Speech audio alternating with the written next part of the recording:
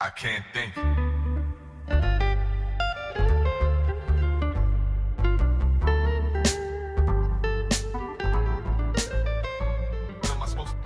Ladies and gentlemen, welcome back to the MANxiety show after basically a month. Because you were doing on hiatus. Mick Thomas here. Corey Brooks. Thanks so much. This was all my fault. The absence was my fault. So for those fans who are listening, I do apologize. My month was just, I think I had 4, maybe 5 nights off where I was not out on the road and performing, so I could not get together with my good partner and friend, Corey here, to get another episode. And we had lots to talk about too, you know. And I just think when we come back, we shouldn't really go in so serious, right? You know, even though I was going to talk about like women narcissists, the 12-step program of what's that like for addiction and all that kind of stuff. Yep.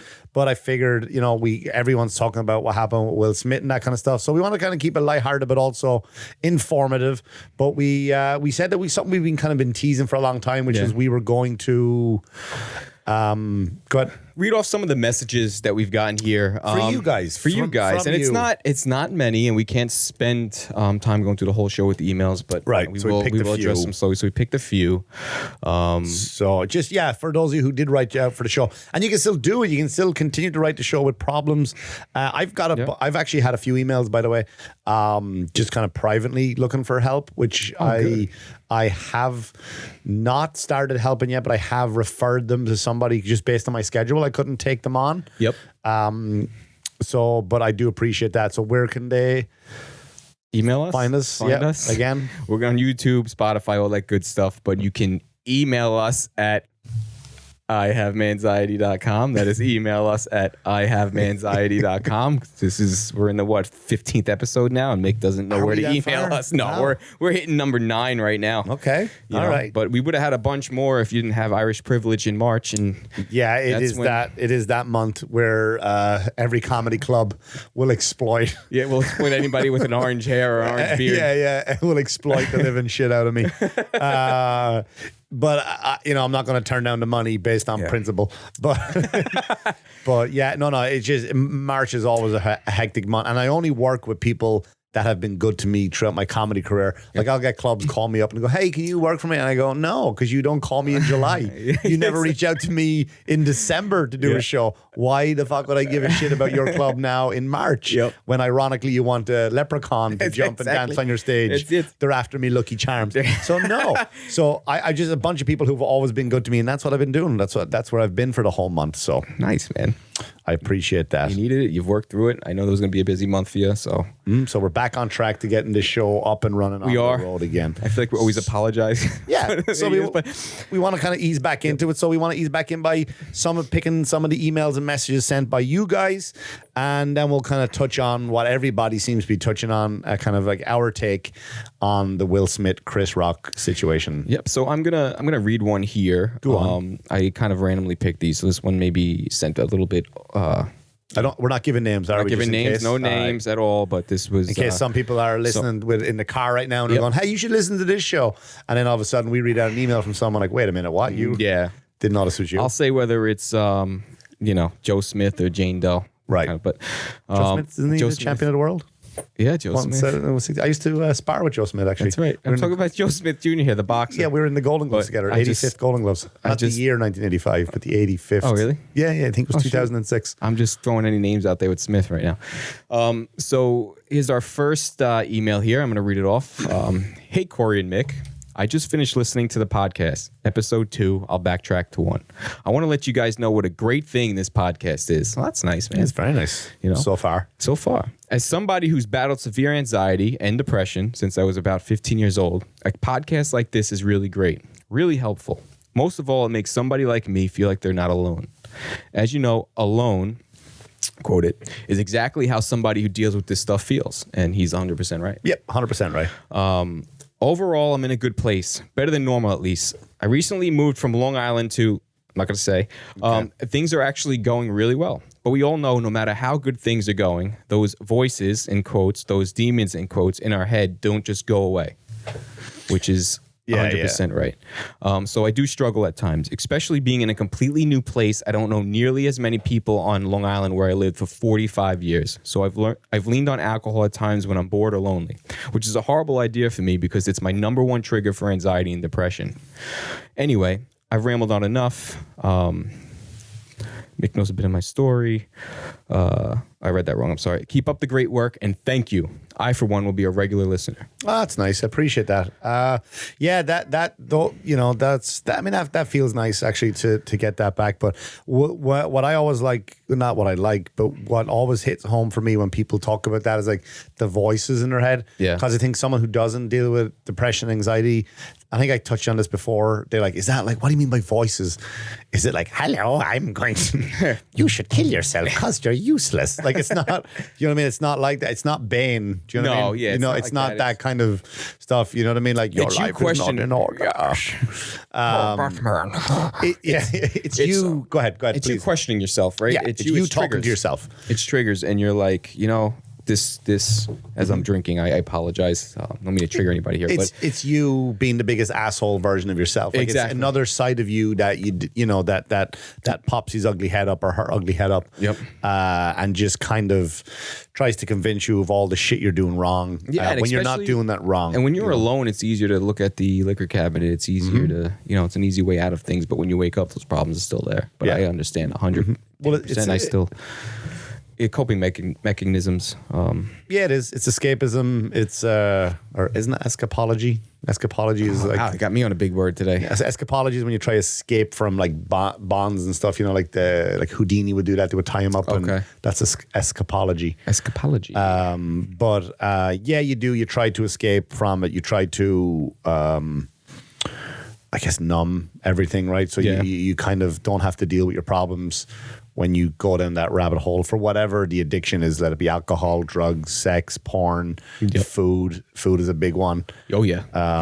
So yeah, it is when someone turns to that kind of stuff. So that's what sticks out with me. So again, man, whoever you are, please reach out. You know, I'd love to chat more. You know, if you ever feel you need it, you can, you know, reach out. Maybe start a support group on the page and people go talk back and forth. Of course, and we should. And I appreciate all the love we're getting. Like just getting emails like that means if it's for one person, That's it, I'm one fine with person, that. 2 people getting that email, I'm fine with doing this every Right. week. If we can help Yeah. anybody in any way, you know, because this stuff, no one talks about it. You really don't. You bring it, you carry it around, and you wish that someone would just talk about it and be like, I can relate to those guys, and they're. I saw someone on TikTok posted a joke and it made me laugh, but that's just how I'm built, right? That just the comedian in me always comes out first. It made me laugh, but some people wouldn't find it funny, and it was about depression and whatever it was the theme of the thing. It was in the comments, and one guy wrote, how can you tell if a guy is depressed? And it just said, he's a corpse. I was like, it's kind of funny, but like, hey man, listen, that's what that's basically, because that's that alone feeling. That just keep going, and it's not right. It's not right. It's funny, but it's not right. And you know, people can't judge comedians either for the things that they say because you have no idea what they're battling behind the scenes. You have no fucking idea. You know what I mean? Right. And a lot of the things that you end up making fun of are usually things that you've dealt with. That's how it goes, right? Am I wrong to say? I think I don't want to say the good comics, because some of the best comics they'll do like one-liner jokes and they won't even mention what's good. Like Mitch Hedberg, we talked about him on comedians and like depression and suicide. Mitch Hedberg killed himself, drug overdose. We don't know if it was intentional or just a bad measurement or whatever, but still that guy battled with depression, and his jokes were very just silly. That's true. And he's phenomenal. Like such a silly joke. Like he said, and he's got the voice too. Yeah. And he would bring a bass player on stage with him to play, because he was terrified of being up there alone. Right. He always had sunglasses on because he'd keep his eyes closed because he was terrified of the audience. Yep. So, but he would do a joke like, I would love to see a forklift lifting a bunch of forks. He was like, it's just so literal. Right. And it's so dumb, but behind his curtain, right, is kind of something that he's really dealing and struggling with, like really suffering from it too. So the jokes, I can't speak about all. no, I know, but like some comics, like for me, I do tackle what's going on in my life. Yeah. I try to do it respectfully of other people that are going through it, and it's all exaggerated truth. Right. It's all exaggerated truth. What I'm saying is, like, and before you want to get up there and cancel any comedian who's made a joke about something, you don't know if he's dealt with that himself. You know what I mean? So you can't like. people get shocked with some of the things you said, and maybe like, how do you know that's messed up about somebody like that? And it's like, hey, I've dealt with it. Right. Exactly. Yeah. But all right, let's move on to the next message here from Jane Doe. Hi, Mick and Corey. First, let me say I miss my friends and this place she likes to go to. Going through some health issues, and as soon as they are resolved, they will be back. Talk about depression. Me not being able to go to the gym and feeling crappy, and this is a little bit of older one, and the holidays, I'm feeling it. But I have my ways of dealing with those feelings, and I'm doing okay. I love the comments that you made regarding how men are perceived for being themselves. I say never apologize for being yourself. Well, thank you. Mm-hmm. Someone who goes to therapy is often looked down as broken, even in today's society where talking about our feelings is more acceptable than in the past. I went to grief counseling for quite some time and had to hide the fact because people thought I should have been over it. It has been 3 years and I'm still dealing with the grief. It changes, but it is still there. Keep up the good work, and I look forward to future episodes. What a nice email. That's very nice of you. Appreciate that. Thank you. Thank you. But yeah, it is true, right? It's the weird thing about like therapy and stuff and mental health is that there's more and more people talk. Like it's almost, I think I heard someone say it on the podcast, I don't know who, and he made the comment saying that it's almost fashionable to have mental health problems, right? Right. And he's kind of right. Like he's kind of right. What I mean by that is, and this is not me discarding people who do suffer from mental health, is that it gets, the way society is that people are so alone. And this is my take, by the way, this is just my opinion. This is not meant in any disrespect out there to anybody whatsoever. This is my take on it. It was like when, and I tried to have this conversation with my daughter, in her school, there's so many non-binary. I don't identify as anything. Right? Or I'm a male now. I'm a female now. Right. I'm wearing women's clothes. I physically saw it. Right? I physically see it. So many of them, right? And I'm using that as an example before I get into mental health. And what my point to my daughter was like, look, everybody is just invisible, right? Everybody's going through life as just invisible. They're not the cool kids at school. They're not, because the cool kids at school are a handful of assholes. Oh yeah. Right? They're a handful, such a drop in the ocean. But for some reason the spotlight hits them and we look at them, and the same with celebrities, right? Same with TikTok stars, influencers. The light hits them and the majority looks at them, right? Which is agreed. Fucking bullshit, right? So all the kids at school, and I say kids being one as well, when I was at school, is that the spotlight gets shone on the popular kids. So now you think you don't matter. You think, well, I'm not them, so there must be something wrong with me. So now what happens? You go online and there's a huge talk about, hey, transgender people are getting. Now I'm definitely not saying there are people out there who are transgender, who they feel they were born in the wrong body. I'm not discarding any of that. So please don't take this as I am or transphobic or any of that kind of stuff. But I just think a lot of people go like, hey, wait a second. These people are getting a lot of attention. And now all of a sudden you're trying to tell me like this whole huge percentage of kids are now non-binary. They're now changing their gender. Some are going to the extremes of getting surgery and that kind of stuff. And again, this is me not disregarding that journey or that struggle that people are going through, but I find that the majority of people, and it's been proven in a book, statistically it's been proven, so I'm not talking out of my arse. Everything I do say has been backed up with statistics. It's not me just shooting into the wind. A lot of them do regret, who go forward and get surgery, take the hormones, they do regret it, right? But so now let's say you're in school and all of a sudden like, yeah, you know what, I identify as this, that, the other. You know what, now the spotlight kind of shines on you now. Right. Now you're the cool kid because, and that's what it is. So I think with mental health, there's a lot of people out there talking about mental health. Like who are the cool people now to do it? Like Pete Davidson, right? That's apparently the hottest guy on the planet. No, I didn't know. I didn't know that to look like that is the hottest thing. I didn't know. I genuinely didn't know. That's not me making fun of Pete. I'm very close with a lot of his friends and stuff like that. So I'm in that circle. I'm very close with a lot of his really good friends. So I'm not saying anything about Pete, but apparently so now Pete struggles horrific mental health, right? So now people are like, I can identify, and they kind of, get their problems out there. And I'm not saying they create problems, but there's a lot of people out there kind of who, it's fashionable is what I'm trying to say. Right. I'm not saying they don't have mental health problems. It's fashionable to suffer from mental health. But you know what? I'm okay with that. I'm and if okay you with made that. it's not like it's a fashionable thing. Like everybody should have, say you have a problem if you don't have a problem. It's become into fashionable light because it's kind of what's trending. More people are coming out and just saying, this is how I fucking feel. Kind of like what we're doing now. I mean, look, 100%. I guess we're trendy right now. What we're doing, the topic is trendy, and it's not, it's just, it's a good thing. It's a good thing to be fashionable. Yeah, in finally. a sense. Finally. And that's what I was getting to. So like it is fashionable for people to suffer from mental health. But let's say there's, I don't want to use the word posers, but we'll call them posers, right? Right. They I don't know, like they'll listen to, like back in my day when you had people who listened to The Cure and they were all sad and I'm mopey man, like emo kids almost, right? Yeah. So I was never an emo kid, but I was around those people, right? So they would like deliberately not conform, deliberately go out of their way instead of going, no, fuck, I do like that actually. I'm gonna be into this. I don't care how sparkly it is.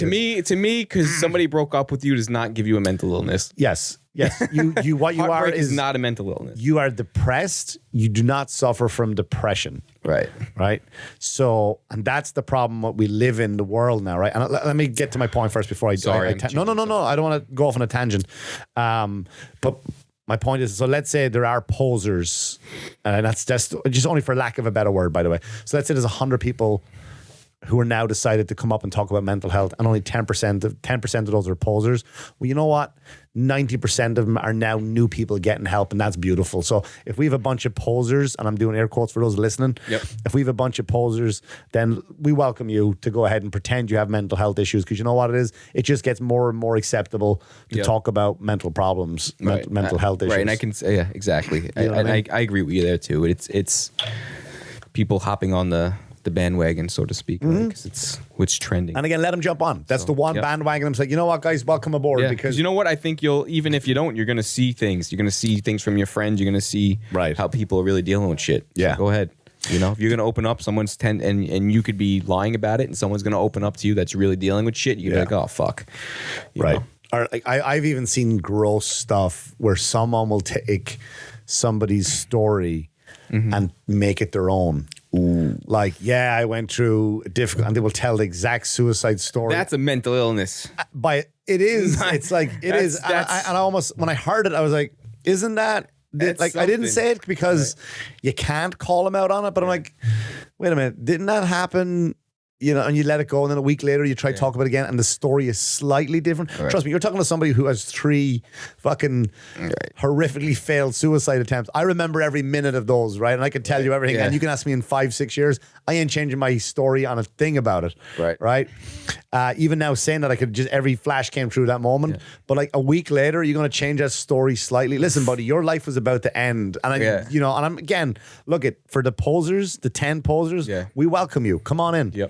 Right? Come on in. But all it does is like it just highlights for other people. And the only problem with that is now, and I was going to talk about it, when we talk about female narcissists, like there's something out there that's going on with the world today that everyone's learned these new words, right?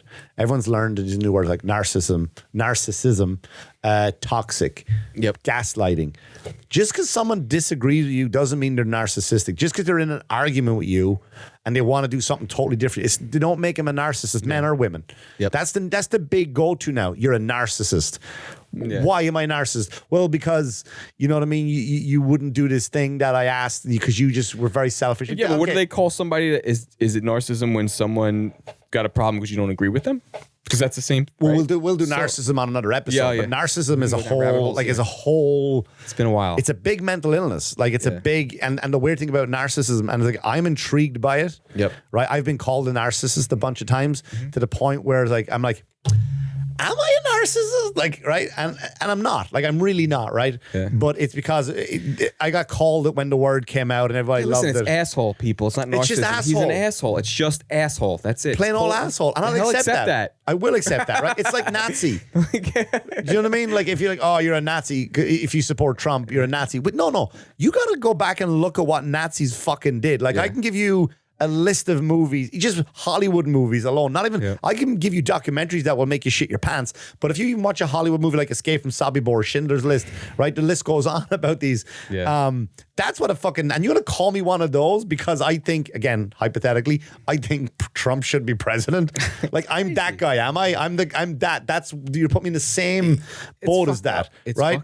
So narcissism is on a huge level, right? And it's like, and one of the journeys I kind of looked at during my studying and training to do this, it's like I almost went like, I kind of want to help narcissists, right? And people like, never will you ever hear a therapist, I've never heard it, but I'm not saying it doesn't exist. I would go on to YouTube, type in what does a narcissist do, you know, what does a narcissist do, how to spot, like that's what you'll go to. You type in narcissist on YouTube, it's all how to spot one. Right. Do you know what I mean? Which is kind of fucked Not up, how to right? help one, just how to spot it's always how to spot one. Here's narcissistic traits. Here, well, the problem with like helping them is that they don't want to be helped because they don't know they're a narcissist. They're like, I'm not a narcissist, right? Which is kind of a narcissistic trait. But still, I kind of am intrigued. And I would love to kind of go like, hey, It's dude. like telling your wife she's wrong. Right, but my point is like that they go out there and it's like, so everyone's a narcissist, right? If I disagree with you, I'm a narcissist. If I argue back, I'm gaslighting you. Right? And if you and I have a fight, right, because I 100% believe this and you 100% believe that way, and then you and I just don't communicate really well in an argument. Like, because I argue like this. I talk. I try not to yell, right? Because I grew up and I've watched people in my family, not necessarily my immediate family, fuck you, and I just downright insult people, which I'm like, why? You didn't win the argument because you insulted them. And it was something I learned from an early age, just to not go after people like that, you know? Yeah. But let's say you and I get into that type of argument where I'm just having a bad day and you come at me aggressively and I'm like, I just don't have the mental capacity to be calm and lay back. And I go, fuck you too, Corey. Well, fucking would. And we walk away, right? And we, like, I don't walk away going, well, that's a toxic friendship with him. Because we had an argument. So people learn all these new words and these are the fashionable. This is what I mean by it's fashionable to have a mental illness. So you're telling me the world is walking narcissist. So, everyone's toxic. Everyone's gaslighting you. It's not the truth. You're right. And so one, that's why he was gone the past month. He wasn't fucking touring. We got into a fucking argument. Number two, no, I'm just kidding. So even, I mean, we'll touch on that, but that's, I'm thinking about it. I'm like, that's mental. Somebody who's going to take someone's story like that or act mentally ill is a mental illness within itself. I don't know what the fuck you call it, but it's a mental illness. It's imposter. It's an imposter syndrome. It's imposter. There you go. So I have one more message. I mean, I have a few more, but I'm going to just read this one so we're not, we don't take the whole episode with emails. I would love to, but I know there's some things you want to touch up on. So I actually have an email from a psychiatrist who watched one of our shows. So I'd like to read one of our peers. Yours maybe. I just stand here with fucking fake glasses on. So it's actually, I should do the same. But have googly eyes. Well, you know, actually, Freud said. I got. You know what's funny is I got a doctor coat costume downstairs. I should put on you. I'll wear a sweater vest. That's sweater vest. That's it. I'll give you a I got clipboards. MANxiety clipboards are coming out. If you want to buy a MANxiety clipboard, just go email us at I have. Just kidding. So let me read this out to you. All right. So this is coming. It goes, interesting subject and good discussion. A related topic regarding comics has to do with shame, an extremely ubiquitous and important organizing emotion that in early life has a lot to do with development of self-esteem. People with issues regarding shame develop a perspective of themselves that there is something fundamentally flawed with them. So one way that comics and some very successful comics develop to address that issue is a self-deprecating humor rather than withdrawing from the world or becoming bitter and unhappy, perhaps depressed. Jim Gaffigan is a present-day example of that. Take care, and thanks again. You know, I enjoyed watching the show. That's very nice of him or her. Yeah. I've worked with Jim before. Funny enough, and I never got that from him. I'm just, I'm just saying. But I don't know if he has any story out there or biography about it or anything. I haven't. I don't know if he has a book or anything like that. I mean, I don't see. He doesn't do that many interviews about it, but he is. He's a clean comic, so it's very hard for him to get. He's silly. Right. He's almost like a caricature of himself. He's not. That's not really him on stage. Of course, it's all theater. It's smoke and mirrors. But you know, Jim has made a conscious decision as a comic to be very clean. Yeah. And be kind of just very. is a topical comic, not a topical comic. What's the word I'm looking for? No, I know his wife has battled like brain cancer too. Yeah, she struggled at big time. I think she's okay now. Touch on wood. Hopefully she is. I don't want to get my information wrong. Like Seinfeld is the same type of comic where they just not topical. Why can't I? Observational. Excuse me. Okay. So Jim is kind of silly but observational too, right? We do this, but hot pockets, right? So it's kind of he's silly with stuff that's observational comedy. But having said that, like, yeah, comedians, we do have a lot of shame. We do have a lot of like, especially attention seeking, from when you're younger, and it's like you try, especially if you come from a big family or the middle child syndrome, that kind of stuff. You're trying to compete, which you basically addressed on our last episode that you were looking for attention. You said you weren't getting it that much, and then you were making people laugh, and that's how you were getting your attention. You get hooked on it, and that's the way forward. But anyway, let's talk about the smack heard around the fucking world. Speaking of comics, the problem with that is I broke this down on my other podcast, Cheaper Than Therapy, but I did it in a more comedic fashion. I did a lot of satire. I talked about how it's Chrisrock's fault because he should have known better. I mean, if you've been listening to Willsmith's albums, you can't mess with him, son. Yeah. You don't want to mess with him, son. Like Eminem's album, you know what I mean? You know, so a lot of satire, and then it's a curse word. This is what hurts. The fact that I went through this training and all this studying, because now it broke my brain because I can't look at things anymore simply. Like I can't look at there'd be a time where, and I'm guilty of it. Like, don't get me wrong. So I'm 100% guilty of it. I'm not better than you. I just know, you drive by a homeless person and you're at a stop sign and they're there.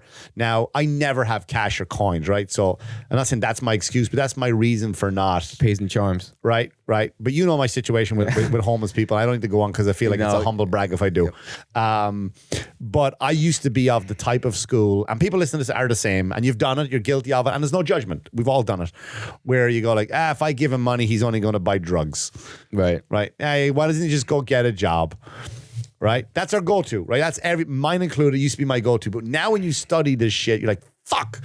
Now I got to break this down in my head. And you'll think all day about, well, how did that guy get in that situation? Yep. What kind of childhood did he have? You know what I mean? Like I've got my own issues with my own father, and I'm like, well, what kind of father did he have? Right. Motherfucker, it's not that simple. Yep. So I'm watching the whole Will Smith thing, and first of all, I didn't even know the Oscars were on. I didn't know the Oscars were on until I wake up the next morning, and that was last night, the Oscars? Why don't they start doing awards for podcasts? That would be nice. I think there are, but not not where people turn up. Not where people turn up and do shit. Cool.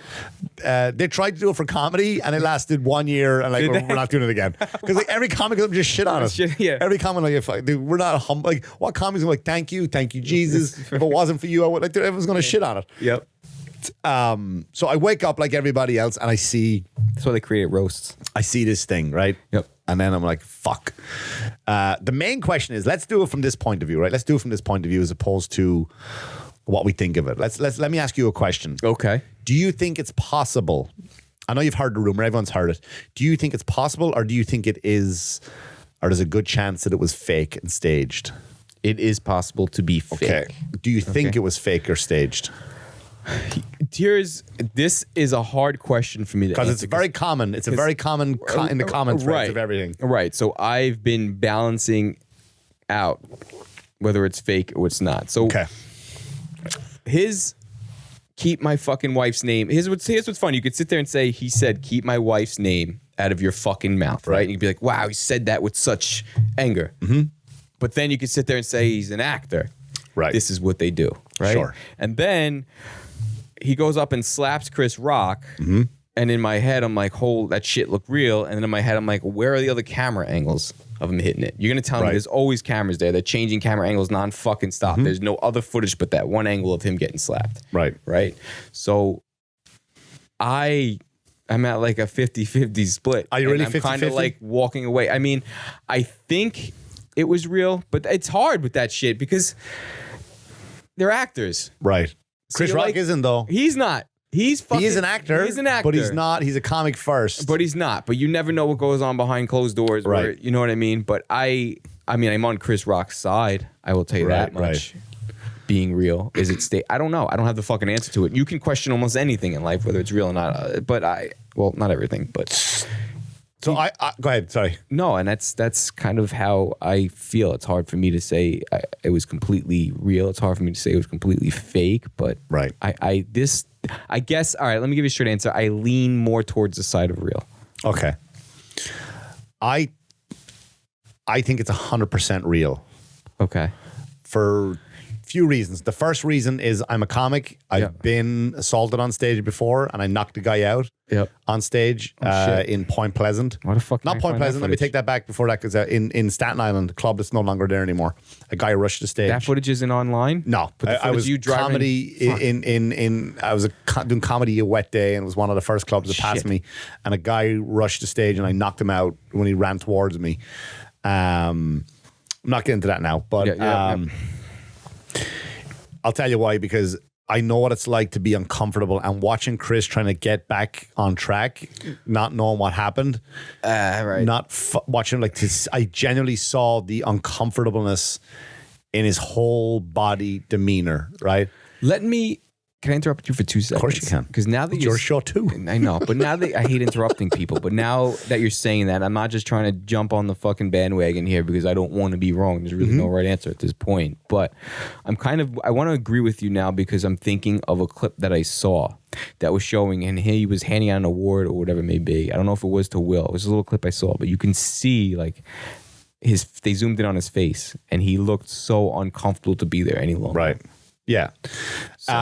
You're 100% right. So what I did was I went back and watched it 110 times, and I've analyzed the body language of everybody. Right. Right. So in no particular order, first of all, Will is laughing, right, when the joke is made. Yep. Jada is kind of, her head's leaning to the right, which is a sign of, like, yeah, I'm open. Let's go. It's a sign of just like right. You're automatically with your head turned to your side right now because you're interested. You're listening. Dogs do that too, and they don't completely. You're listening. You're interested. So you're like, I'm taking it in. That's why he's got the certificate, ladies and gentlemen. So now what's happening is we never studied body language, but so her head is she's taking it in, right? She's taking all in, and all of a sudden when Chris says that, her head goes straight. She grabs her hands and folds them. She rolled her eyes. Right, the eye roll is fine. Now Will laughs too, and then Will looks over her and goes, "Fuck." Now, whatever's going on with Willsmith. I gotta defend her honor. Right. So Will gets up. Now, when you watch Chris is like kind of, now Chris does not see what we all saw. Chrisrock has a million lights in his face, and even from a comedy club perspective, that is so well lit up that you can't see that. So if you go back and watch it again after listening to this, you watch Chris kind of squint. He doesn't put his hands up to block his eyes. He kind of squints and looks like into the crowd, like kind of right, like that, kind of like, and say, "Oh, Richard," which is the character Will Smith plays that he got the Oscar for. So Chris Rock doesn't know it's coming. So he's leaning in, he's looking into the crowd. Will Smith comes up and he slaps him. Now, if you watch the video, Chris Rock's left hand goes up again, like to anticipate another shot. Like his left hand goes up again, even though he doesn't. Right. Will Smith doesn't hit him again. His left hand goes up as if anticipating another shot. But now what Chris Rock does is right after that, he goes right into a regal stance. Now, a regal stance is used by military sergeants. They'll walk with their hands behind their back. You probably saw it in school. Your school principal would walk around, hands behind his back. All right, boys, clean that up, stop that, do that. Girl, tuck your tits away. Whatever they say at school, right? So Chris Rock goes to that. And basically what that shows is because we're the only animal, one of the only few animals where our genitals are hanging out. Right. Every other animal, it gets sucked in until it's time for business time. So as humans, what we do is to show how tough we are. Like, we're willing to stand and expose them and go, "Hey, look how tough I am. Here's my fucking genitals." Right. So it's called a regal stance. So what they do is to show dominance. Like, I'm so tough and I'm over this shit that I'm willing to put my stuff out there. So as a defense mechanism, Chris Rock, and it wasn't like he didn't think of that. His body went into fucking DNA mode, and he went straight into a regal stance, right? Which shows like, all right, I'm not scared of this, right? I'm not scared of this, which really he was. But then when Will goes back and he screams, "Keep my wife's name out your fucking mouth." He doesn't just say, "Hey, keep my wife's name out your fucking mouth." So what happens is his adrenaline is rushing. So when your adrenaline rushes, your body is craving oxygen. Right? Right. So if you watch his nostrils are really fucking flared. He's trying to take in as much oxygen as he can, which means he's beyond stress. The adrenaline is flowing through. If he's acting, that adrenaline isn't going through like that because his body doesn't have to go into defense mode because he told it to get ready. And he's like, keep my wife's name out your like those deep breaths are in between each one of them. Right. So that's my way. And there's a few other things I could break down too, but those are the main key factors for me to go, there's no way this is fake. And I think you've just made my meter here kind of go towards that side. I'm not here to do that, man. So I know, but I've now listen. You've heard it here first. There's nobody who's broken this down like fucking TMZ Mick. Even they don't do it. Like Jesus Christ, man! I need to give you an infographic when you're fucking telling us. We need like a Madden play-by-play where you draw with the white marker on it. Now, if you can see his fist over here and it went in at a 45-degree angle. Now, if you were doing that all set up, you would have raised it up a little bit more. And look at the nostril flares here on Willsmith. He fucking broke it down better than anybody ever did. There's no point in condoning it or saying who was right, who was wrong. I mean, obviously, Will was in the wrong. If that was me as a human being, I would have talked to him afterwards, backstage. That's where you handle that shit. You know what I mean? Say, hey, man, don't. And give Chris the opportunity to go back out and either apologize publicly since he humiliated her publicly. Yep. I'm not saying that's what I would have done. Right. I'm just saying this is one of the options that were available for Will, or he could have, and this is from a right or wrong perspective, by the way. This is not from, is it real, is it fake? Go backstage, handle it that way. Give Chris the chance to call Jada backstage and go, hey, listen, I genuinely didn't mean to upset you. The joke was about blah, blah, blah. I didn't even know you had alopecia, which apparently he didn't know. Yeah. And that's what happens, man. Yep. And number one, he took that fucking hit in the face without doing anything. That was very... Yeah, and I think he will pull his punch too. Will didn't really want to hurt him, but he just wanted to make a statement. Right. And that's why people think it's fake, because Will didn't knock him out or whatever. I think he just wanted to make a statement. Yep. And maybe he timed the distance wrong, right? And he caught him with his fingertips, not the flat of his hand. And we don't know, because like you said, there's only one angle out there. There's only one angle out there to see, yeah. Fuck, I completely forgot what I wanted to say. I'm sorry, man. Fucking asshole. Fuck.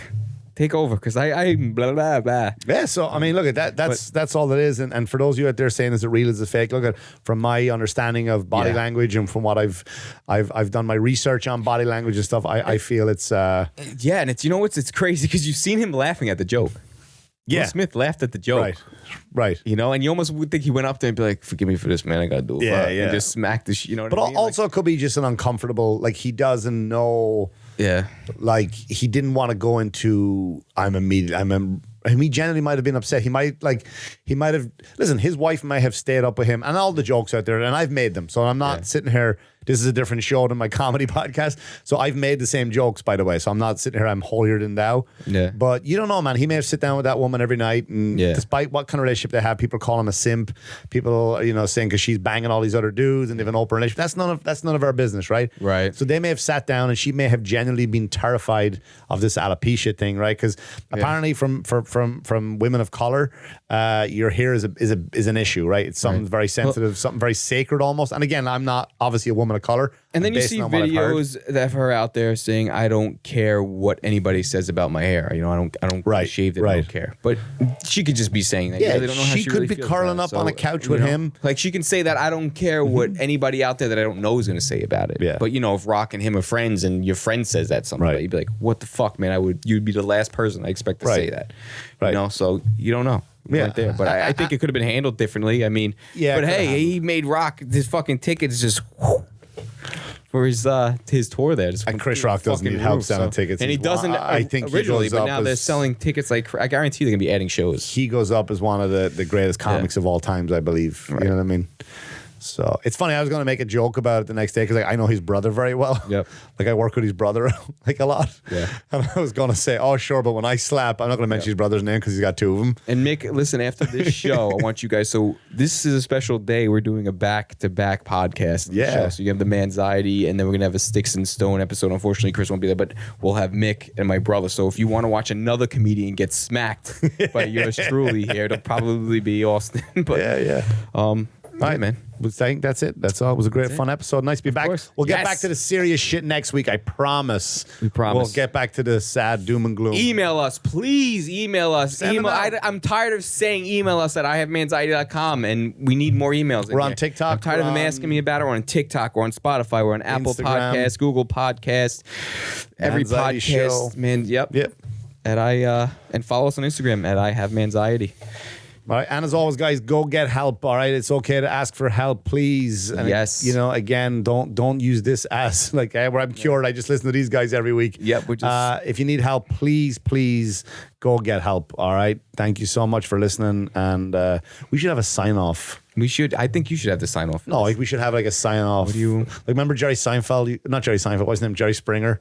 Used to always be, take care of yourselves and each other. He used to always do Yeah. that. Remember after he would go up and like have these two hillbilly whores fight over a midget, and then he would try to be all deep and like, oh, I stop with the serious now, Jerry Springer. All right, but he would always say, take care of yourselves and each other. We need a good sign off. Send us some good sign off ideas. That would be nice. Yeah, send us some good sign off. We need a sign off, and we'll if we both agree that yours is the best sign off, that'll be the sign off for the show. So please email us at IHaveManxiety. You know what? We'll have a contest. We'll give away a free T-shirt, a Manxiety Show T-shirt. Yeah.